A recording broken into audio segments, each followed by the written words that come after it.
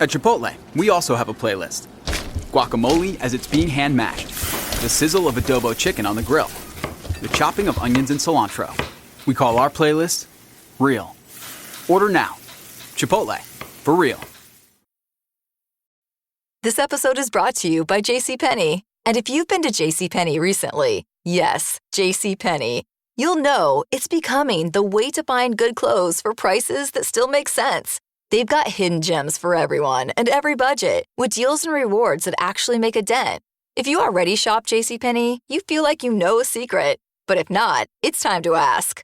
Wait, am I sleeping on JCPenney? Shop JCPenney.com. Yes, JCPenney. That sound is the leaky shower head that came with your place. The one that has you starting every morning with a low-pressure nightmare that's nearly your age. Stop settling for someone else's shower.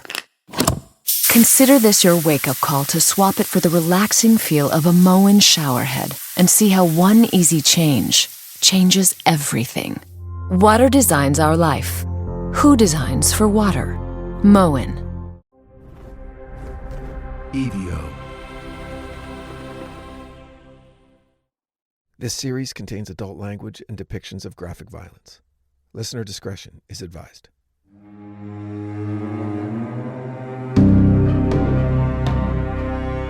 In 2009, more than 2 decades after the body of Jennifer Schweiger was unearthed in a shallow grave near the ruins of Willowbrook, 2 Staten Island natives returned home, not with a shovel, but with a camera. Joshua Zeman and Barbara Brancacchio had grown up in the long shadow of Cropsey. They'd heard the stories in the same hushed tones as the rest of us. They'd felt that icy dread near the edge of the woods. They'd whispered the name under their breath when walking past shuttered buildings and storm drains. And like us, they'd wondered, was Cropsey ever real? Or had they simply grown up inside a communal hallucination? The result of their return was Cropsey, a documentary film that did more than investigate a local urban legend. It peeled back the layers of a myth, and in doing so, revealed a truth far more disturbing. Zeman and Brancacchio didn't come with a tidy narrative. They didn't start with a script. What they had was a question. How does a story become a legend? And what happens when that legend turns out to be true? The film opens with home videos and childhood photos, summer camps, schoolyards, flashlights under blankets. These are the scenes of innocence. Children growing up on Staten Island during a time when Cropsey was just a whispered word, a hook-handed monster who supposedly lived in the old Willowbrook tunnels. The tone is nostalgic, almost warm. But like the myth itself, the warmth doesn't last. The investigation takes them deep into the heart of the borough, through court records, missing persons reports, interview transcripts, and eventually to the crumbling, vine-covered mouth of Willowbrook itself. They speak to everyone, retired detectives who worked the original cases, parents of missing children who never stopped searching, psychologists who attempted to explain the psychology of predation, even Andre Rand's former acquaintances, people who had crossed his path in the shadows. And then they reach out to Rand himself.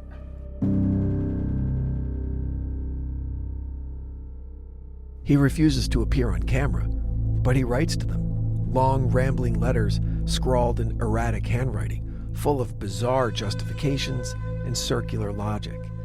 Letters that deny, but then implicate. Letters that seem less like explanations and more like spells. Words designed to obscure truth rather than reveal it. What becomes increasingly clear as the film unfolds is that the real story was never about one man. It was about everything we didn't want to see. About the way institutions fail, about the children society forgets, about the way fear burrows its way into the collective memory of a place. Zeman and Brancacchio walk the audience through the cases. Alice Pereira, Holly Ann Hughes, Tahese Jackson, Hank Gaforio, and Jennifer Schweiger. Each disappearance is covered with the care of a eulogy. These weren't characters in a story. They were children, real, breathing, laughing children who vanished into silence. The filmmakers crawl through the tunnels beneath Willowbrook. It's claustrophobic, rusted pipes, graffiti on concrete walls, the air stale and heavy. In those shots, you don't see a monster lurking around the corner, but you do see the residue of trauma. You see the places where society buried its mistakes. Cropsey, the movie, doesn't provide easy answers. There's no dramatic twist, no sudden discovery that ties everything together. Instead, it paints a picture of ambiguity that is, in many ways, more terrifying because it leaves room for possibility. Was Rand a lone predator? Was he a scapegoat? A disturbed man shaped by the very institution he once worked for? Or was he something worse? A vessel for something darker and more insidious? What the film makes clear is that Staten Island never truly recovered. When Cropsey premiered at the Tribeca Film Festival and later played at Sundance, it resonated far beyond the island's borders. Audiences around the world saw in it a reflection of their own forgotten corners. Every city has its abandoned places, its missing children, its monsters.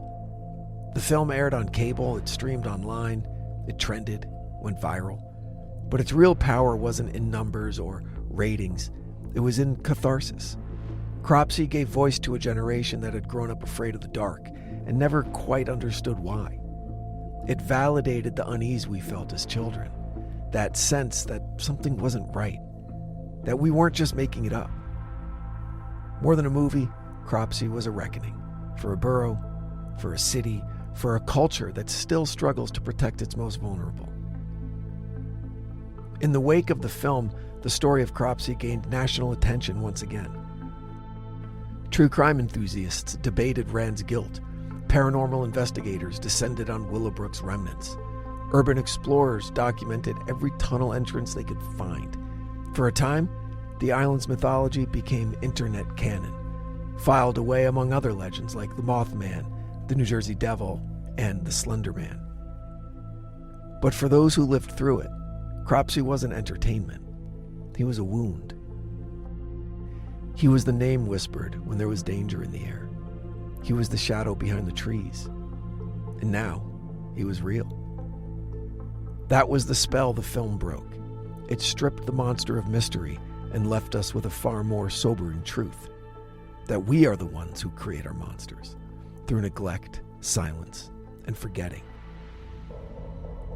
The tunnels may have been emptied, the buildings bulldozed, but the fear remained. Cropsey was never just a man. He was what happens when we look away too long. The rumors had always been there. Even before the disappearance of Jennifer Schweiger, even before the name Andre Rand became synonymous with Staten Island's darkest fears, there had been whispers. Hushed conversations passed between teenagers behind gas stations, among mothers at playgrounds, and between security guards watching the empty ruins of Willowbrook from their parked cars. Whispers that Rand hadn't acted alone. That something older, something deeper, something ritualistic lurked beneath the surface of the story. In the mid-1980s, as a wave of paranoia swept the United States, Americans found themselves gripped by a new cultural fear: satanic cults. The Satanic Panic, as it came to be known, was born from a combination of sensationalist media, tabloid hysteria, and religious fervor. Claims of ritual abuse, human sacrifice, and devil worship flourished, from small towns to major cities. And Staten Island, with its abandoned asylums, sprawling forests, missing children, and already whispered legends, became very fertile ground. Stories began to surface about the Greenbelt, the thick forested corridor surrounding Willowbrook. Hikers claimed to see robed figures moving silently between trees. Children reported strange symbols carved into tree trunks and burned into the dirt. Some said they heard drums at night. Others swore they heard chanting. Local kids told stories of an altar deep in the woods, of flickering fires and mutilated animals, of masked people gathering in circles, whispering incantations into the trees. They dared each other to find it. Some said they did. And Andre Rand? He was the name most attached to those stories. He had already become an object of fear by 1987. The man who lived in the woods, the one with the wild eyes and ragged clothes, the man whose presence seemed to coincide with vanishing children. For some, he wasn't just a predator. He was a priest, a cultist, a gatekeeper to something older and more sinister. Police denied it, of course. They said there was no evidence, that the stories were local hysteria, exaggerated by kids and amplified by fear. But if you ask longtime Staten Islanders, many will tell you something different.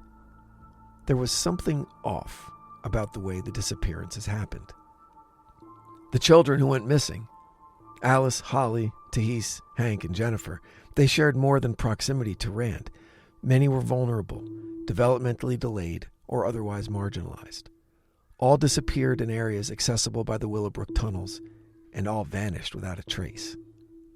One investigator, speaking anonymously in a now buried interview, said the tunnel system was impossible to properly search, that entire chambers had collapsed or were deliberately sealed, that some areas were altered in ways that didn't make sense, cleared spaces, evidence of recent fire, chalk markings on walls. One search dog reportedly refused to enter a particular tunnel near where Jennifer's body was found. This episode is brought to you by Espolón Tequila. Slow, sticky, snoozy. They call these the dog days of summer. But Espolón? They don't do boring. Welcome to the Marg Days. Espolón Tequila. 100% blue Weber agave, born to shake up your summer. Just add lime, agave, and a little attitude. Visit espolontequila.com. Espolón Tequila, 40% alcohol, volume 80 proof. Copyright 2025 Campari America, New York, New York. Drink responsibly. This podcast is brought to you by Carvana. Buying a car shouldn't eat up your week. That's why Carvana made it convenient. Car buying that fits around your life, not the other way around. You can get pre-qualified for an auto loan in just a couple of minutes and browse thousands of quality car options, all within your terms, all online, all on your schedule. Turn car buying into a few clicks and not a full week's endeavor. Finance and buy your car at your convenience on Carvana. Financing subject to credit approval. Additional terms and conditions may apply. At Capella University, learning online doesn't mean learning alone. You'll get support from people who care about your success, like your enrollment specialist who gets to know you and the goals you'd like to achieve. You'll also get a designated academic coach who's with you throughout your entire program. Plus, career coaches are available to help you navigate your professional goals. A different future is closer than you think with Capella University. Learn more at capella.edu. Tired of losing your sanity looking for important work? Dropbox Dash finds what you need fast across all your work apps so you can focus on what matters. Dash means less time searching, more time creating. Learn more at dropbox.com/dash. The suggestion that Rand was involved in a cult began as a theory, but in the fevered atmosphere of the 80s, it didn't take long to catch fire. Some linked him to the Process Church of the Final Judgment that we investigated during our David Berkowitz series. That's season 3 of The Devil Within. It's a fringe cult that had once had connections in New York and was rumored, though never proven, to have ties to the Son of Sam killings. Others spoke of secret rituals in the Willowbrook tunnels, using candles, blood, and offerings. One girl, just 13, claimed she had seen Rand wearing a black robe and a necklace made of bones. No charges were ever filed in connection with these claims, but the damage was done.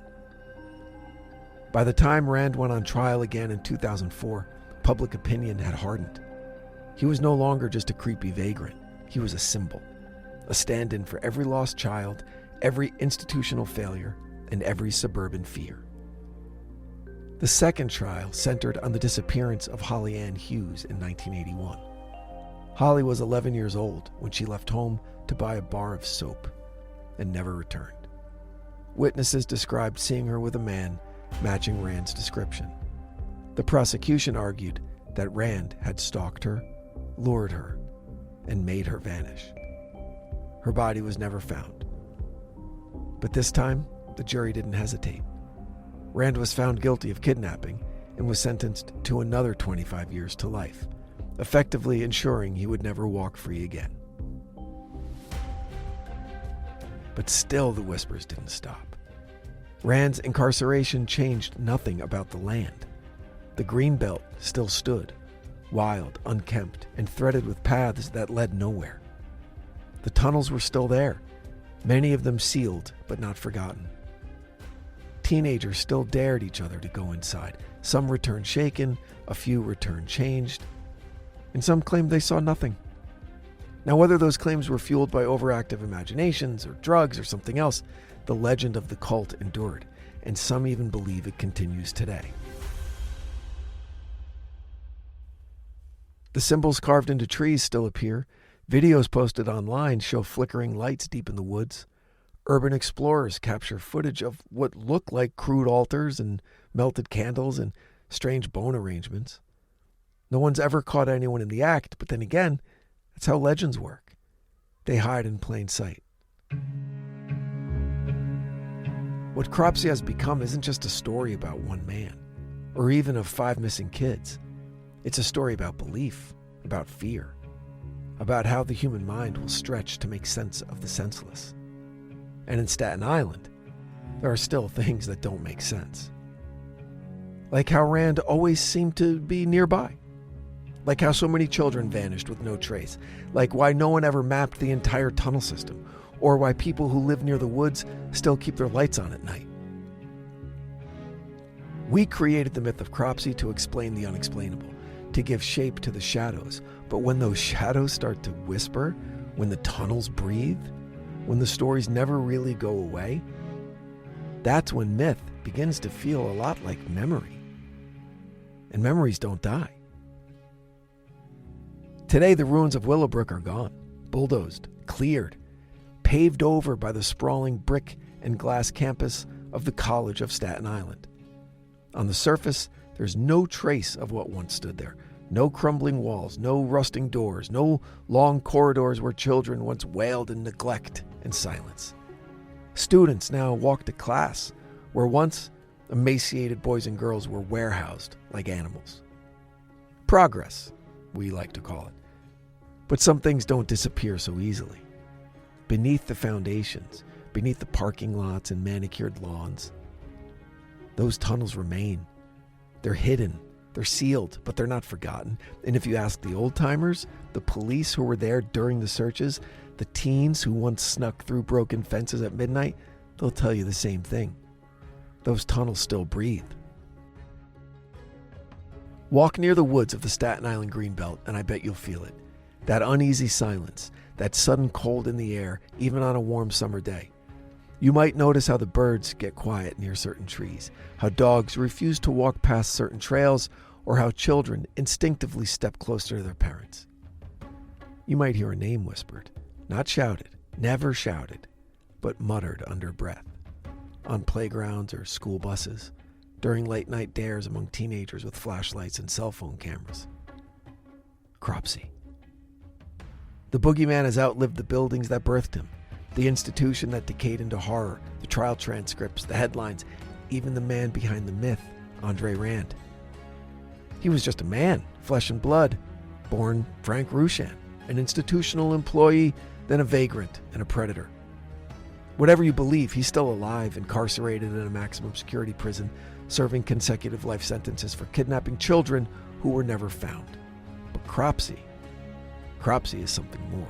Cropsey is what happens when society fails, when institutions crumble into rot, when oversight gives way to apathy, when children with disabilities are locked away in dark places and the world forgets about them, when predators are allowed to drift through the cracks unchecked, when grief needs a name to scream into the void. Cropsey is the mask we placed on all of that. We like to think that we outgrow fear, that with age comes logic and reason, that monsters can't survive in the light of adulthood. But some stories don't fade, and some shadows never leave. There are still people, families, parents, siblings, waiting for answers, waiting for bodies that were never found, for questions that were never answered, for closure that never came. What happened to Holly Ann Hughes? What happened to Alice Pereira, to Tahese Jackson, to Hank Aforio? Their names echo through decades of silence, their faces printed on fading flyers and buried news clippings and milk cartons. Their memories kept alive only by a few determined voices, and the cold unease that still permeates Staten Island. Because for every urban legend, there's a grain of truth. But Cropsey wasn't just a tale whispered in the dark to scare children into behaving. He was born from the soil of real horror, fertilized by systemic abuse, and raised in the humid corridors of Willowbrook. His shadow lengthened not from superstition, but from reality. We made him myth because the truth was worse. And then came the reckoning. The expose, the documentaries, the trials, Geraldo, the angry editorials, the internet sleuths, the late-night horror forums, the whispered interviews on Staten Island stoops. Cropsey became a symbol, not just for Staten Island, but for the world, for what happens when we bury our shame, for the children we forget, for the evil that wears human skin, for how legends rise from facts too painful to face directly. And still, the tunnels are there. Teenagers with TikTok accounts break into storm drains trying to find them. Urban explorers descend with GoPros and post grainy footage of flooded hallways and graffiti-covered brick. Paranormal investigators claim spikes on their EMF readers and capture whispers on tape. One video shows what looks like bone fragments near a burnt-out mattress. Another shows strange symbols painted in red. No official investigation has returned. No one has mapped the tunnels fully. No authority has declared what lives, if anything, beneath that earth. Because sometimes the scariest monsters aren't those that lurk in darkness. They're the ones that linger inside our institutions. The ones that wear badges or carry keys or write budgets. The ones that call themselves caretakers. And when the lights go out, they leave their legacy. A legacy of fear.